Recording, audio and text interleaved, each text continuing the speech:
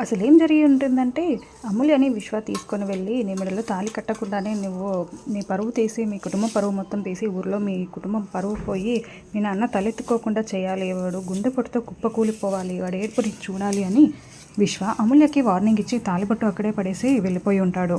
ఇంకా అమూల్య చాలా బాధపడుతూ ఏడుస్తూ ఉంటుంది. ఇప్పుడు నేను ఏం చేయాలి అని ఆలోచిస్తూ ఏడుస్తూ ఉంటుంది. అప్పుడే ప్రేమ అమూల్యకి కాల్ చేస్తూ ఉంటుంది. ఇంకా అదేంటి ప్రేమ వదిన కాల్ చేస్తున్నట్టుంది అని అనుకుంటూ అమూల్య ఫోన్ లిఫ్ట్ చేసి వదిన అని మాట్లాడుతూ ఉంటుంది. అమూల్య ఎక్కడున్నావు అమూల్య అని అడుగుతూ ఉంటే ఏమో వదిన విశ్వ ఇలా తీసుకొని వచ్చాడు, నన్ను మోసం చేశాడు వదిన, నన్ను ప్రేమించినట్టు నటించాడంట అని అమూల్య జరిగిన విషయం మొత్తం చెప్తుంది.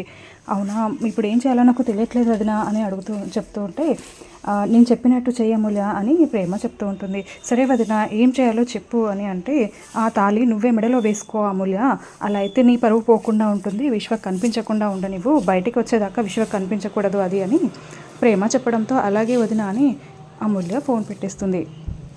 ఇంకా ఆ తర్వాత అమూల్య ఆ తాళిబొట్టు చూసుకుంటూ చాలా బాధపడుతూ వాళ్ళ అమ్మా నాన్నల్ని ఇంట్లో వాళ్ళందరినీ గుర్తు చేసుకుంటూ బాధపడుతూ ఉంటుంది. ఇంకా అలా అమూల్యనే తన మెడలో తాళి వేసుకుని ఉంటుంటుంది.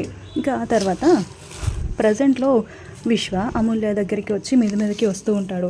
ఏంటి విశ్వ ఏం చేస్తున్నావు అని అమూల్య అడుగుతూ ఉంటే ఏంటి నేను తాళి కట్టకుండానే కట్టానని చెప్పావు కదా, ఇప్పుడు తాళి కట్టిన తర్వాత జరగాల్సిన కార్యక్రమం ఉంటుంది కదా, నా ఇష్టం, నా భార్య నా ఇష్టం, నేనేమైనా చేసుకుంటాను అని అంటూ ఉంటాడు.